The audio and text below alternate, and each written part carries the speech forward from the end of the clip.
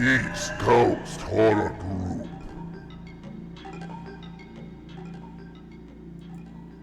They're here. Alive! It's alive! It's alive! East Coast Horror Group presents Dead Art Movie Reviews.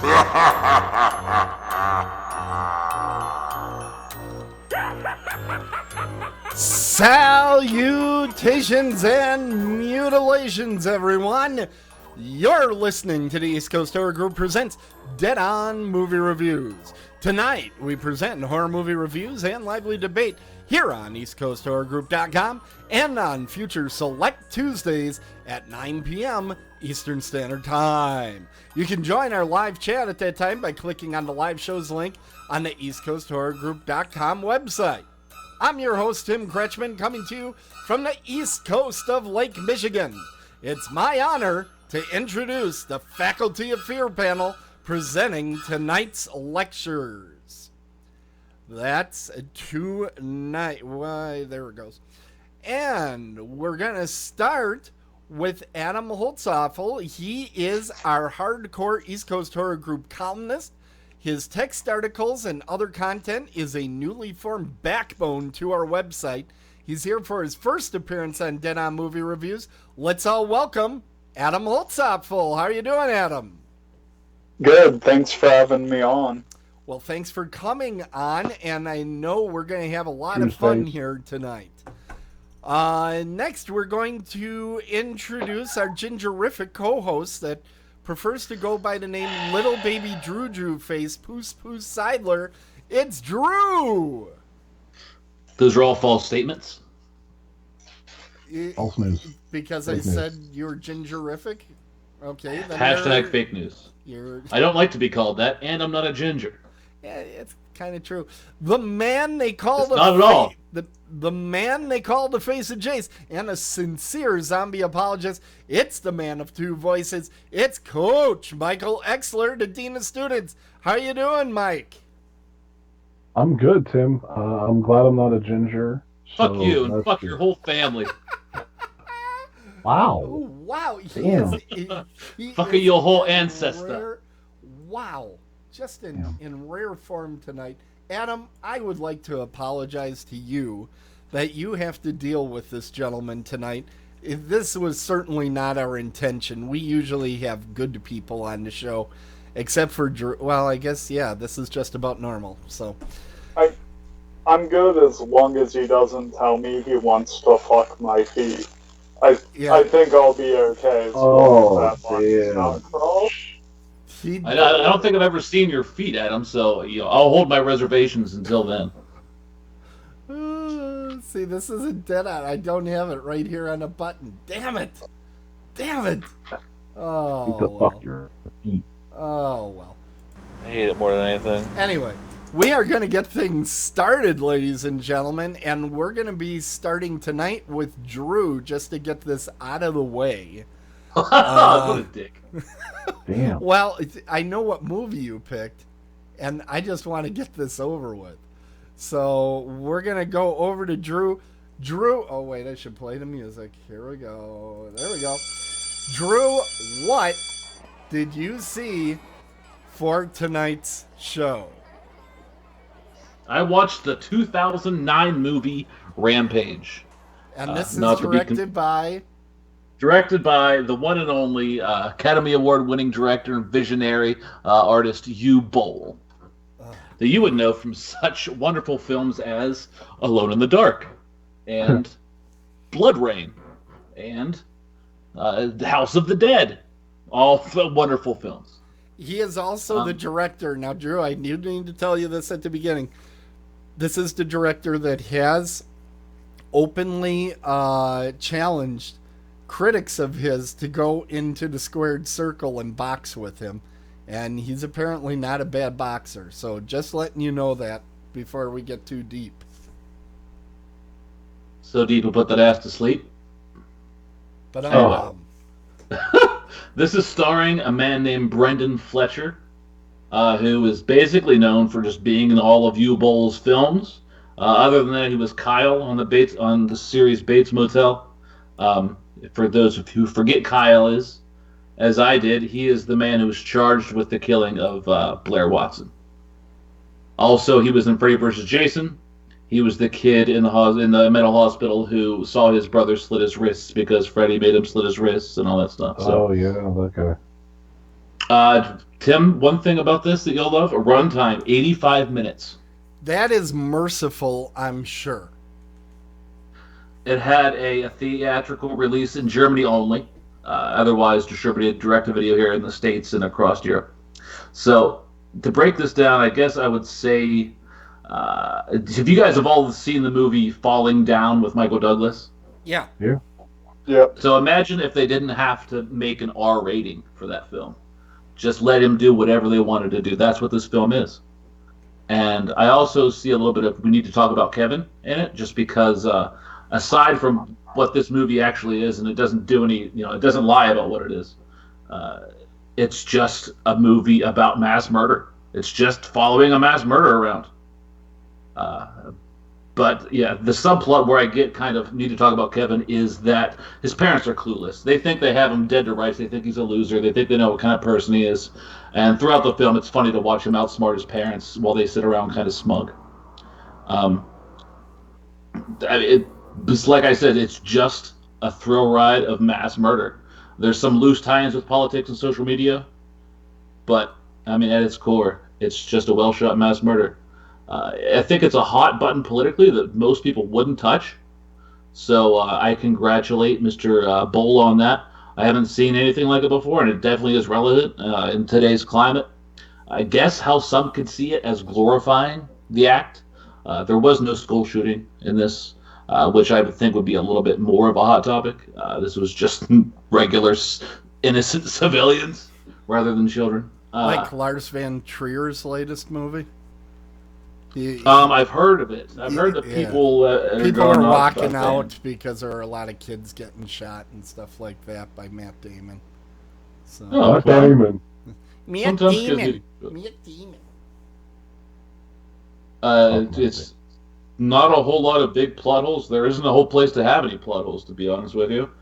Just a well thought out way to kill people and way to get out. It's compact and to the point. In order to kind of be unimpeded during his rampage, he works as a mechanic, and he takes a van, fills it with explosives, and by remote control, he takes the van, crashes into the police station, killing all the police officers. So he's pretty much free to walk around the town and kill people indiscriminately. So what I get out of this is even a broken clock is right twice a day, right? Even a blind squirrel finds a nut sometimes, etc., etc. Most of U-Bowl's films, go right in the shitter. This was not one of them. It did spawn 2 sequels, one called Rampage Capital Punishment and Rampage President Down. And then Rampage with the White Ape, right? Rampage with The Rock, the 2018 film, yeah. Yeah, that's the 4th in the Rampage series. So this movie was just a lot of fun all around, to be honest with you. You know what you're getting into. It delivers, and it was just a good time. Really? Yeah. I don't want to. I can't wait to fuck your feet. All right. Thanks for that. You're welcome. So is it time to go to the grade already? Yeah, I'll give it a grade. Holy crap, that's... So it didn't look like shit like House of the Dead looked like shit? No, it was proper. It was well lit. Well, that's always key, as you know. So, Drew, what would you grade this film? I had a great time, and there's nothing wrong with it at all. I'll give it an A. Really? Wow. Yeah. Wow. It was fun, man. It was really fun. There it is. An A on an Uwe Boll movie.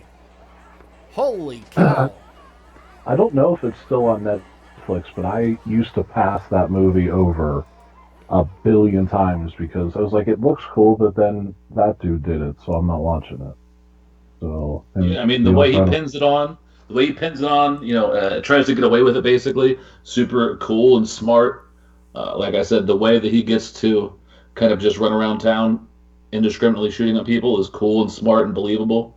Uh, those are really the only two loose ends you'd have to tie together, and they were done. Otherwise, the whole middle of it was just uh, killing people, and it was kind of funny. He went into a bingo hall, right, and kind of walked around in his full Kevlar getup with machine guns, and just was basically walked out because he's like, hey, they're close enough to death as it is, and just left.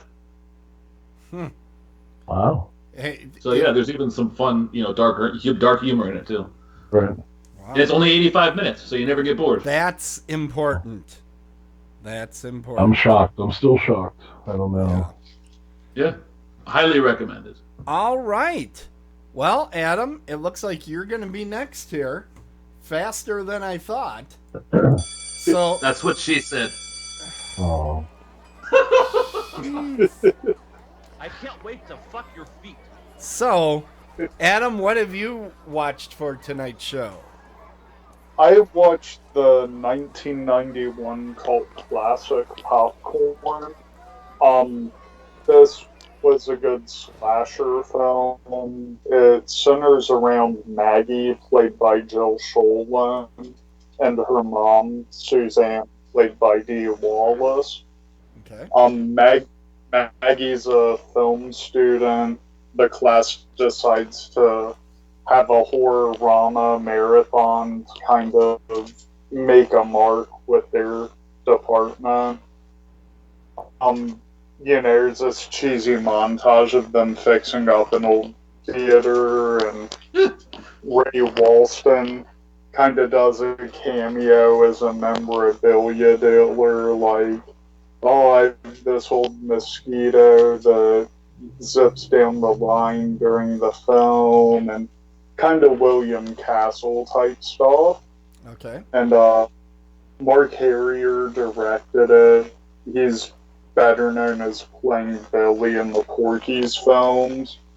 It was originally supposed to be directed by Alan Ormsby, better known from Children Shouldn't Play with Dead Things. He got, diseases and stuff. Disease. I don't believe in that.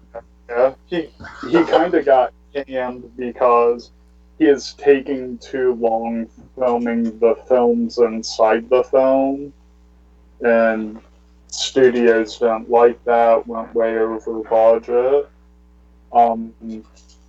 So for a majority of that film, it takes part in the movie theater where Maggie's been having this recurring dream of this film called The Possessor. And it's basically this guy that led a film cult. He killed his family on stage, and the theater where that was showing caught fire. Turns out that dude's Maggie's dad. Her mom's really her aunt. And, kind of leads to this weird, story where Toby, played by Tom Villard, which is mostly known as a stoner in the poetry class from My Girl, he was in the front row of the theater when it caught fire, so he's kind of exacting his revenge. It's not meant to be a franchise like Friday the 13th or Halloween or any of those, but it works as a standalone film, and a lot of the effects in it, the makeup they used for Toby's burnt face and prosthetics, and some of the effects in the Possessor short they show were actually more standout than the rest of the film.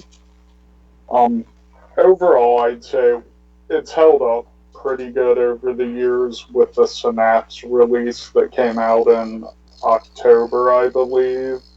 I know this is one most fans have been wanting on Blu-ray since the DVD went out of print. and Synapse did a good job with re-releasing it. But yeah, I'd say if you can find a decent price, it's worth checking out. If not, it's really, I think it's one of the underrated slashers that kind of went out when the 80s went out and the 90s started coming in. So, When all the Scream movies started coming out? yeah, it was kind of got lost in the shuffle, so. Okay. Now, I've never seen Popcorn. It's now out on Blu-ray, you're saying? Is it? Anybody know? Is this one streaming? I have not seen Popcorn yet. I don't believe it's streaming. I know it was on Netflix a few years ago. Okay. That Synapse did a steelbook release in October, and I believe they have a standard Blu-ray release out or coming out soon. Because Synapse definitely loves to push their steelbooks down people's throats before they do a regular release of anything, but if I remember right, the steelbook sold out within like a week of the announcement, so they should have a standard release out now or fairly soon. All right. Tim, I can mail you my Laserdisc copy of it. Oh, that's great, because I have like 5 Laserdisc players over here, That's fantastic. Thanks so much, Mike. All right, I think, You're Adam, welcome. are you ready to give a grade to this one? Yeah, I'm ready to give a grade. If it was still in the 90s, early 2000s, I'd give it an A. It didn't hold up as well as I thought it would. So I'd put in the B+ range. B+. So people should check it out if they can find it. Yeah. Now, did you get to see this originally in the movie house? No, I had taped it off of HBO. Okay. I was like 11 when it came out, so our nearest movie house was half an hour away. Trying to convince my parents to take me to that would not go over well. But, yeah, it was on HBO all the time. Video stores seemed to stock up on it, and then when the DVD boom hit, I think there's a limited release, and it went out of print fairly quickly. And I know Christy Judd had headed up the project to get it re-released, and Synapse finally got hold of it. I think it took them 3 or 4 years to get the Blu-ray together and get it put out. So Well, I think it has. Go ahead. It has Mike. one of the coolest covers of all. Oh, yeah, the cover art's amazing. I was about to say, I think I remember seeing the cover art on like a clamshell VHS cover, those larger covers. I think I remember seeing it on that. But I don't think I ever picked this movie up. It's not ringing any bells for me. I will add one of the oddest scenes because it's filmed in Jamaica. There's a power outage at the theater. All of a sudden, a reggae band's playing for whatever reason. So, doesn't really have anything to do with the story, but, just some odd choice for Fowler in there. But, Well, yeah, maybe the Jamaica Film Board said if you're going to shoot here, we need a little Jamaican content in here. the whole soundtrack's reggae. Really? Yeah, they definitely went heavy with promoting Jamaica for filming it there. That's how. That's how Bob and Doug McKenzie happened. The Canadian network said you have to do something Canadian, in the Canadian show. So they started Bob and Doug McKenzie. So this doesn't surprise me that Jamaican movie that they're gonna be Jamaican you crazy. There it is. A little bit of cinema house comedy there. All right. Well, let's move on. We're gonna go to Mike. What have you been watching? So I've been lurking in the depths of Amazon Prime, seeing what films are there, and Oops, sorry. I thought don't know if jumped the gun. anybody has Amazon Prime and has done the same. Yeah, I've done it, and it's a bad time a lot of times. Like, it's like almost every horror movie that Netflix decided was too shit landed in Amazon Prime. And I landed on Bad Ben. It's 2016 film. It is a shot on iPhone film. Oh, fucking Christ. So, How did you wait, find that out? Is it just obvious? it was in the description. Hey, Steven Soderbergh's made like 3 of these movies now on iPhone. The budget for this movie was $300. It doesn't say what it made because it made probably nothing. But this movie, for being shot on a cell phone and then they go to like the security cam footage because it's a paranormal film, Yeah. looked really good. Like, the production value was good. It looked better than some indie films I've seen where they use, regular cameras. Yeah. So that's all that was good with the film. Uh-oh.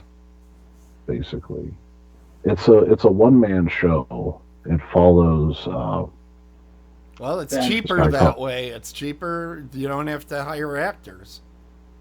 Right. It stars Nigel Bach.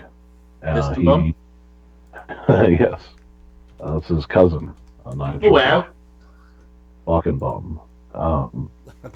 But he wrote, directed, produced, stars. He's the auteur. He shot this. He's the director of photography. So he is all to blame for this, basically. Yes. All the blame goes to him. So he's like this The man. Room, right? Oh, what's his name? Ah, shit. Can't remember the guy. Tommy Wiseau. He's like Tommy Wiseau. No, he's nothing like Tommy Wiseau. Okay. So this guy is inherently unlikable, in my opinion. I don't know. He's just. Oh, good. I'm looking at a picture of him right now. I want to punch him in his stupid face. Yes. God. Oh, He looks like a dress guy. Got skinny, but then got kind of fat again. he just. I don't know, like, hillbilly type fucking idiot. And the fact that that's the only person you see this entire film, like, he'll have conversations on the phone, but of course you don't see the other person. And I have to make mention of one thing in this film. So he buys the house to flip. So normally when you buy a house to flip, you fix it up and then you put it on the market and you sell it. Well, for some reason he decides to live there. So he's living there. So that's why he's getting fucked with all these ghosts around him and shit. So you walk up on the front porch of this house. It was a sheriff's sale, and the people left all their stuff there. But you walk up to the house, and there's like, picture the phone on your desk at work. Got that picture? Yeah. Someone fucking screwed it to the fucking wall outside of the door.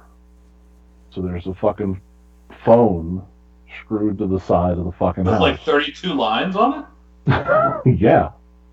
What? Like, what the fuck is this fucking phone screwed to the house with a phone line connected to it?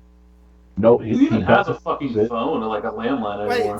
Wait, so your complaint He has a cell is the phone. usage of a landline? That's your complaint? Like, then? I don't know if he put that in there because he doesn't look at it, he doesn't touch it, he doesn't use it.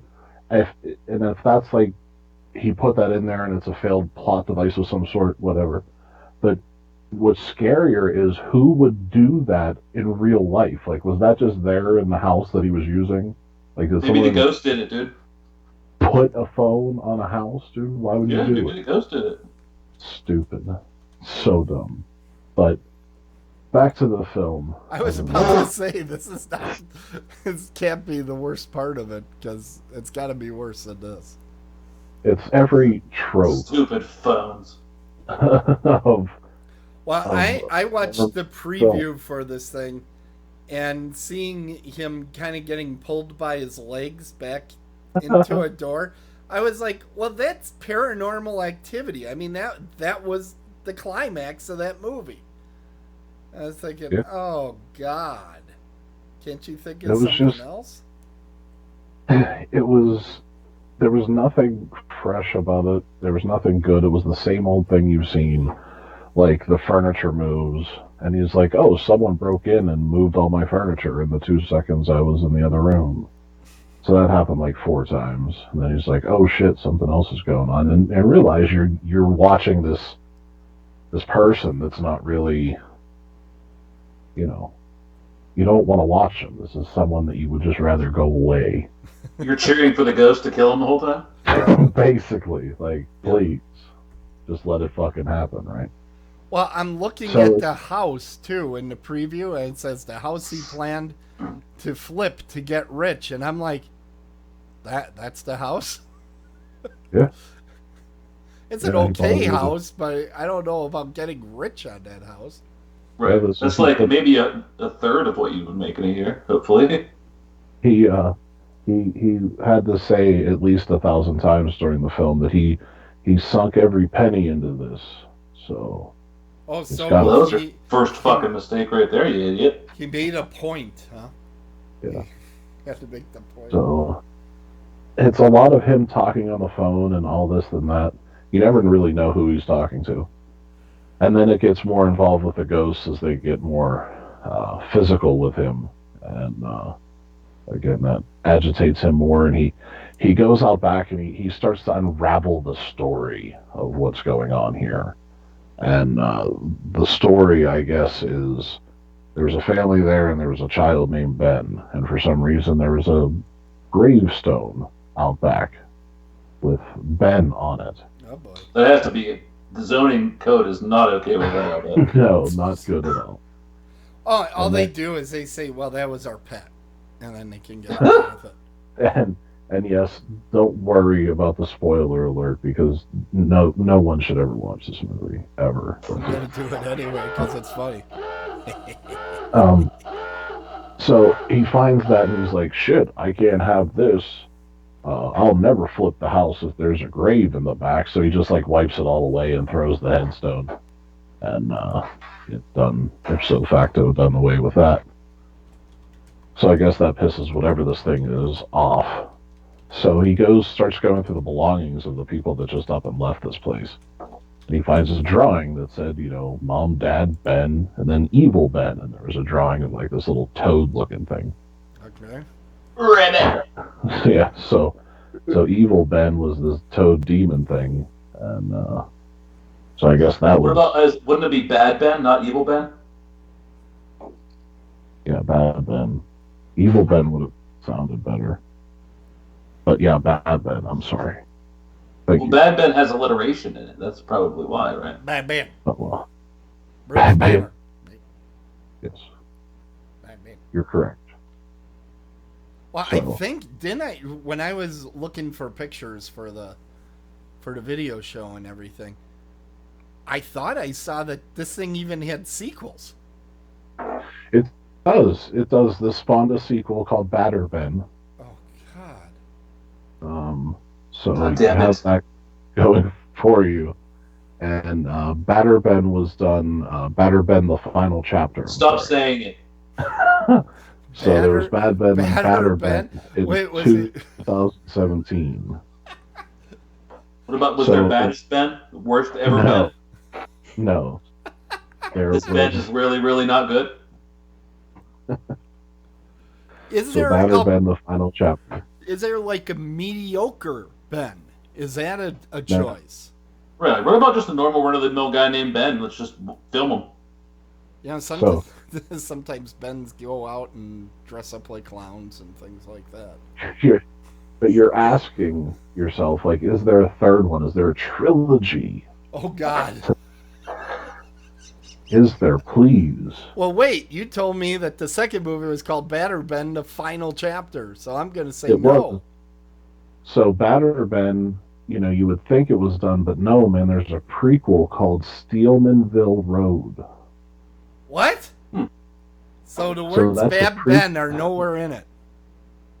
So that's a prequel to Bad Ben. Oh, my God. Found footage style film explaining what happened to the home's previous owners.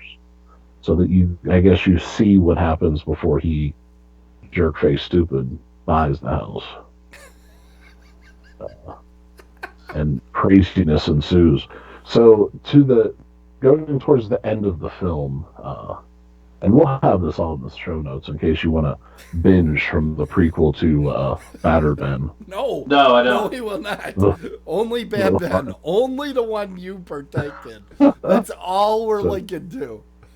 To get their full immersive experience, oh my God. don't forget to watch all three. So Is we Batter come Ben just Ben, except he's really bad at grammar. Yeah, and it's the exact same cover, pretty much the exact same like writing, Bad Ben, but the DER is in like crayon, and that's why it says Batter Ben. Oh, well, that makes sense. Yeah, Nice. So good graphic design.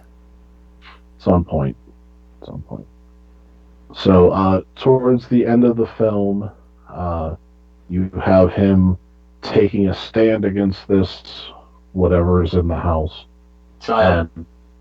The child demon monster bad thing picks up this hatchet and buries it in the chest of this guy. And first time the movie was good. I was excited to see this man, even though it was fake that he was in pain, but I mentioned it. So then an unknown force picks him up and drags them through the house, and there's a scene, a good 30 seconds where like he's dragging and the fucking axe, you could see where it's like it stopped being an axe to go in his chest, like for the effect.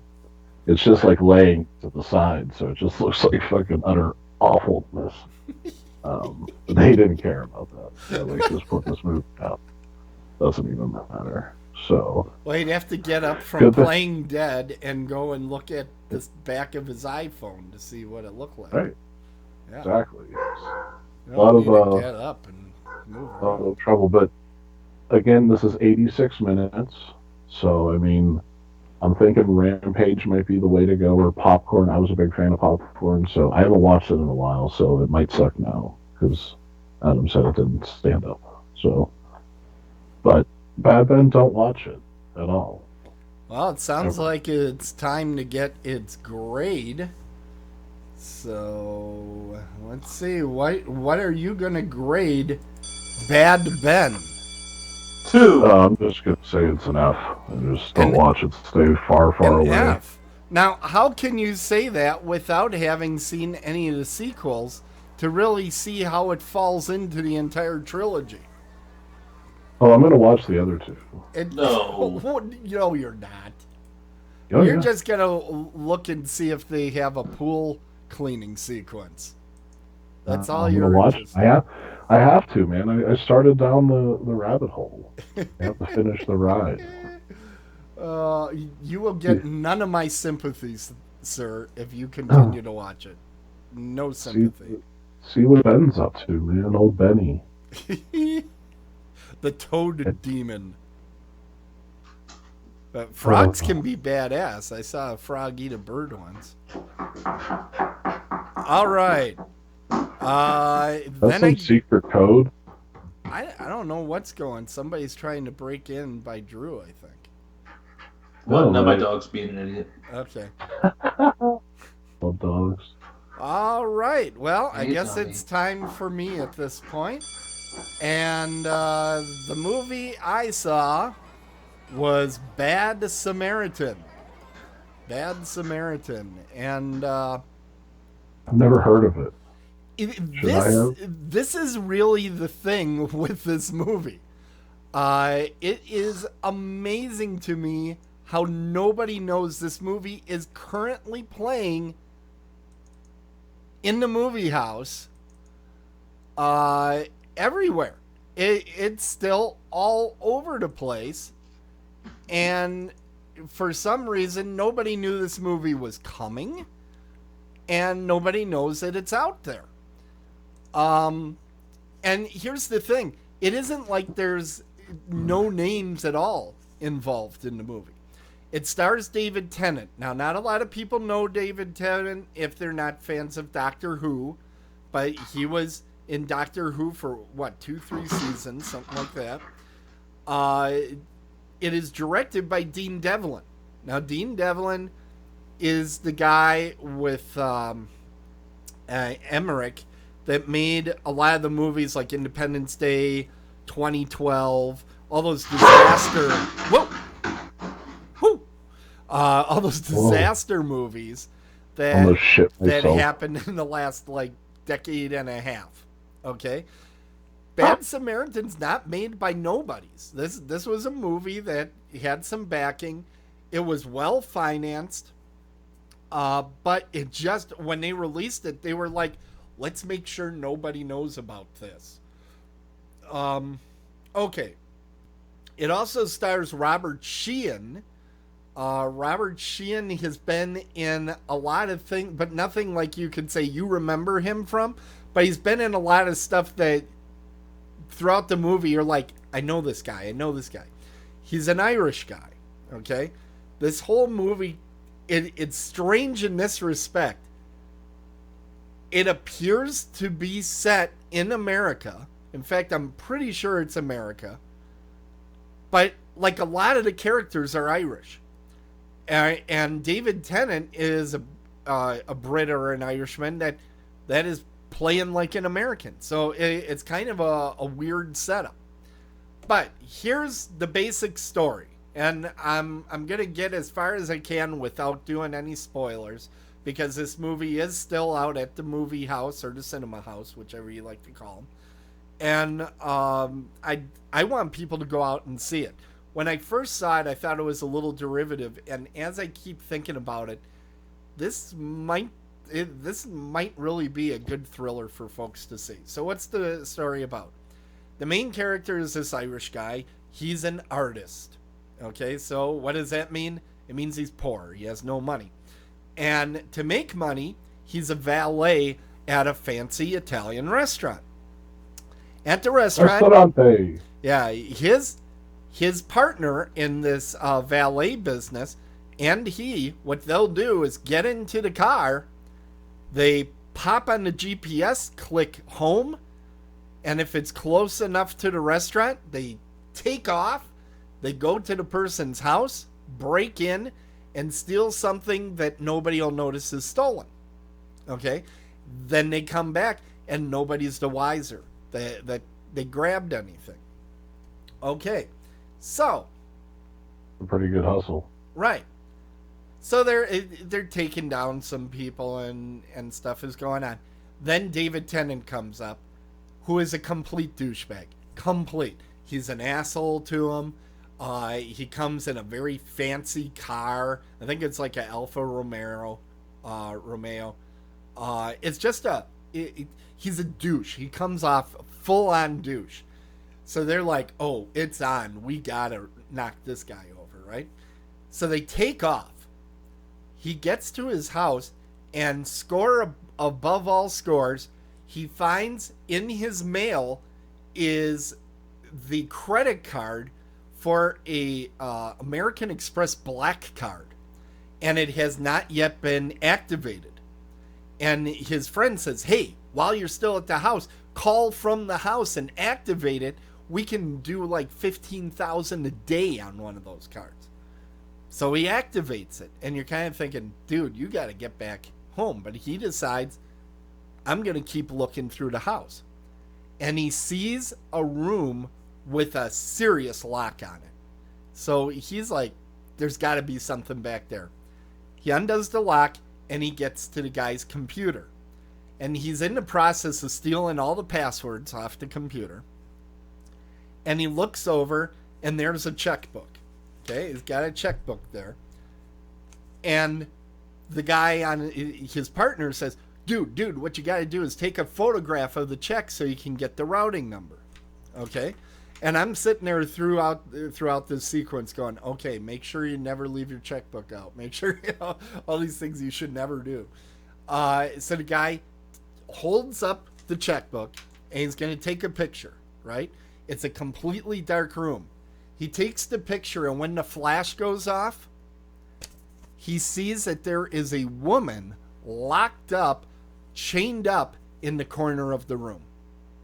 Totally chained up, balls gagged, a real S&M type of flavor to it. That's when the movie... in your basement? This is like in the main floor of the house. He has no fear of being caught by anybody. That's something that becomes apparent as time goes on. So that's really the setup for the movie. And of course, once he discovers the woman, it's just like 1,000, 1,000. Okay, now David Tennant is out there wanting his car back. You better, scoot and get back. Well, the Welsh guy, the artist, he decides, okay, I'm going to call the cops. I don't want them to know that I was breaking into the house, obviously, but I'm going to call the cops and tell them something's bad going on there. And he goes to watch the police actually come to the house and see if they find a woman. And sure enough, David Tennant is such a smooth operator and talker, he's able to talk his way out of it when the police come to visit him. So now it's on because David Tennant is starting to figure out something's going on.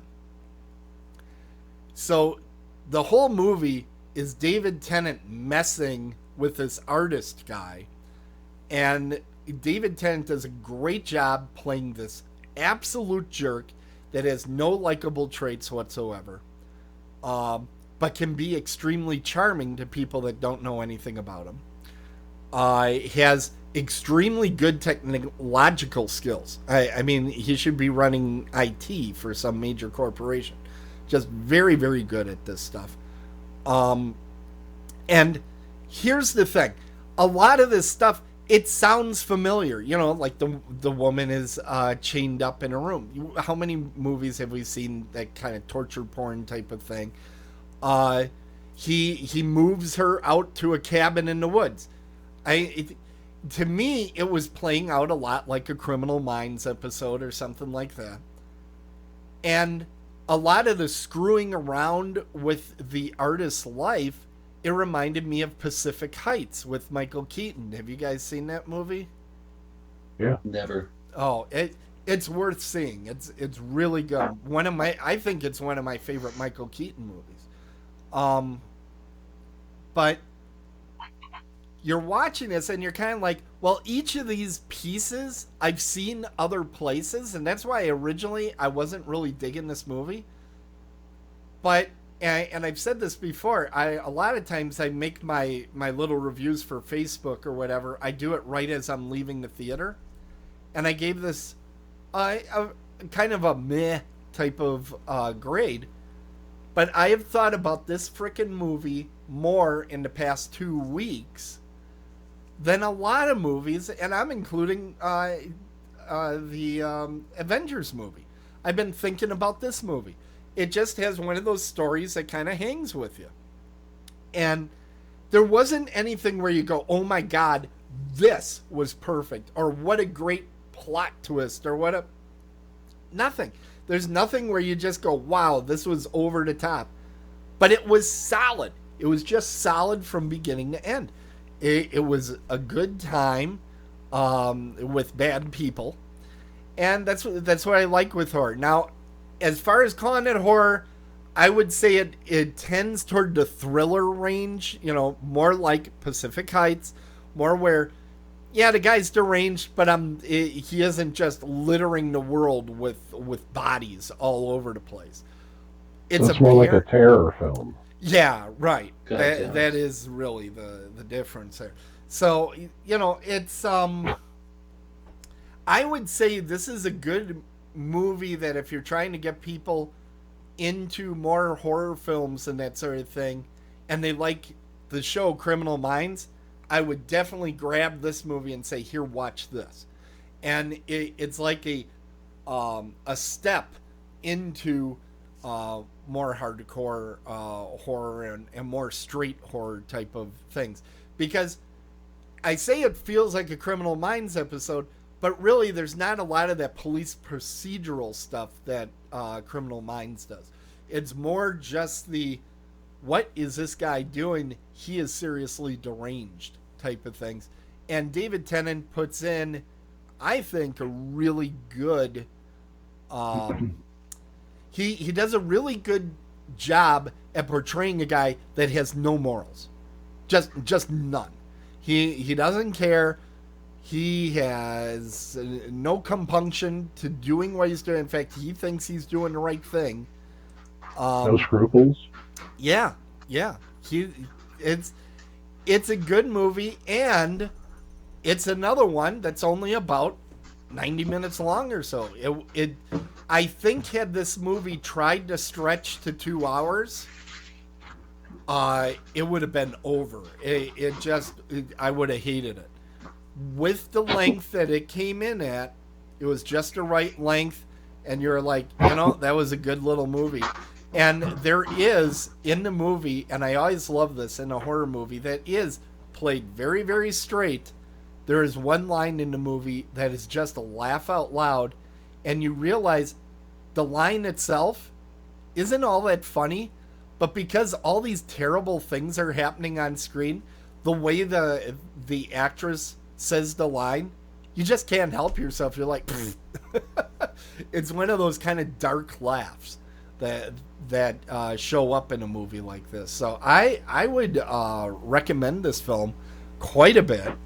And I have one question first, though. Yeah, absolutely. On a scale of 1 to 10, 10 being most like Tremors, 0 being least like Tremors, where would it fall? Like Tremors? Why? What? I'm missing this. What are you talking about? What is it? It's a very straightforward question, Tim. Well, I would say it's got nothing to do with Tremors. There are absolutely no graboids. So you would be like at 0. 0, 1, 2, what? Yeah, I think I'd be at, let's say 2. We'll say 2. Okay, well, explain what's Tremor-like about it to give it a 2, then. I'm going to give it a 2 because it has Michael Gross in the movie. And Michael Gross was known for a television role more than anything else. And David Tennant was known for a television role more than anything else. So that would be the only thing that reminds me of each other. That's the only link I can think of. That makes less fucking sense than Mike's question.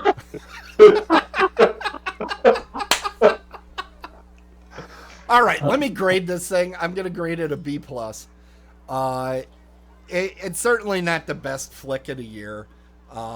But it by no way is it a bad movie, and I really think it's getting the bum's rush out of the theaters. Don't say that. It is. It's getting pushed out the door, and it's a good flick. People should. This might be the last week it's out there because there's a lot of big movies coming around the corner here. If you haven't seen it yet, heat up your movie pass, go out to the cinema house, and give this thing a view as soon as you can in those big dream loungers that they have now. I think you'll have a good time at the cinema house with this one. Listen, I'm not going to see it in the cinema house. I'm going to watch on my computer. I I can wait a couple more weeks and rent it for like $1.20 at Redbox and watch my couch. And I will say, this movie, unlike Quiet Place, where I think Quiet Place really benefits from having a audience, I think you can watch this movie on television and not lose a lot of the feel for it. It isn't like a huge cinematic epic, which is funny because it's coming from Dean Devlin. This is the guy that does big epics with, big giant effects and everything. And this movie, it feels like it was shot for television in some cases, because it's a lot of medium shots and that sort of thing. So I would say for those of you that are waiting, go ahead and wait, but do see this. This is worth going out and seeing. It's definitely a fun time at the cinema house. But you said it was nothing like Tremors, so how could it be a fun time? He didn't. He said it was like a 2 because they were both in a TV show before, which I'm still trying to fucking figure out.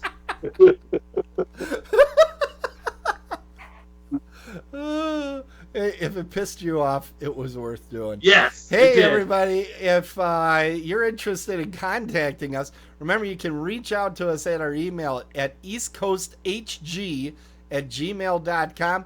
Mike, what's going on the website? Well, actually, I can't bring it up right now. I was going to bring up the website. I can't bring it up because, it's broken. You didn't really say it like a question. Yeah, we've waiting for something else. I should say this. We've been hacked. It's our annual hack that happens this time of year. So I am in the process of bringing up the backup, and hopefully we'll be up and running again very soon. But I know you put out an Otherworldly just recently, right, Mike? Yes, I did. I put out a Otherworldly radio, or Otherworldly Culture Radio, the wrestling recap, and so that's out. Well, it was out there. Yeah, it was until... I just looked at this page today. Oh, 100% no. The email came about 30 minutes before we went to air that we've been hacked and they shut us down. Yeah, it's fun. And there's about 8 sites that are associated with us, so it's going to be a great time tonight. Adam, what was the last article you put out there before we got destroyed? It was a review of 7852, the documentary on the filming of the Hitchcock Psycho shower scene.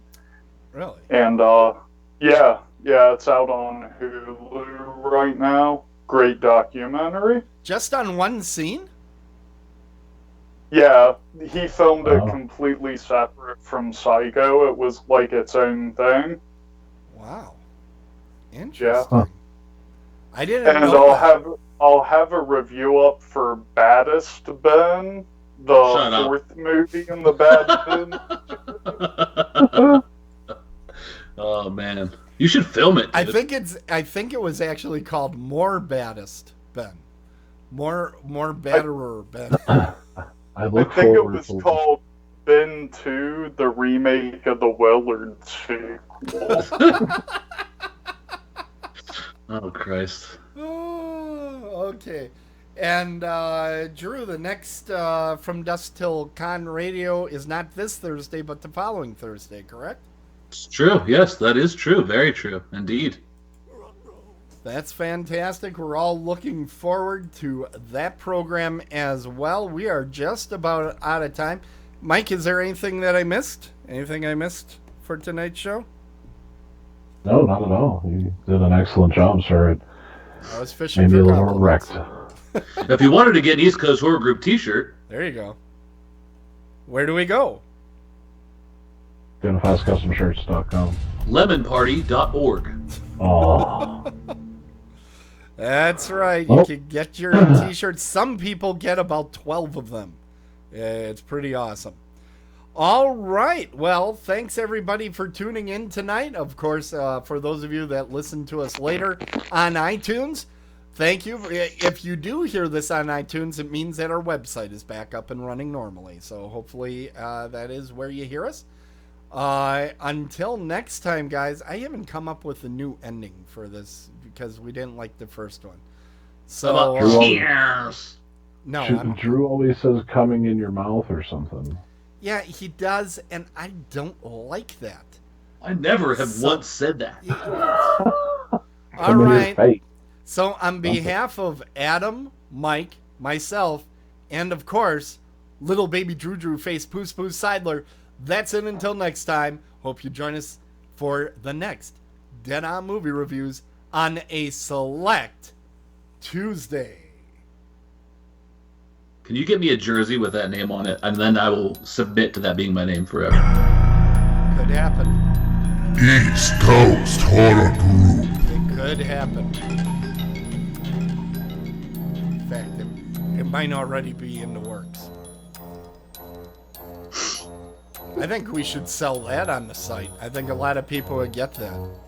The little baby Drew face Poos Poos Sadler shirt? Yeah, I got that one picture of you as a young lad that I think would go with it.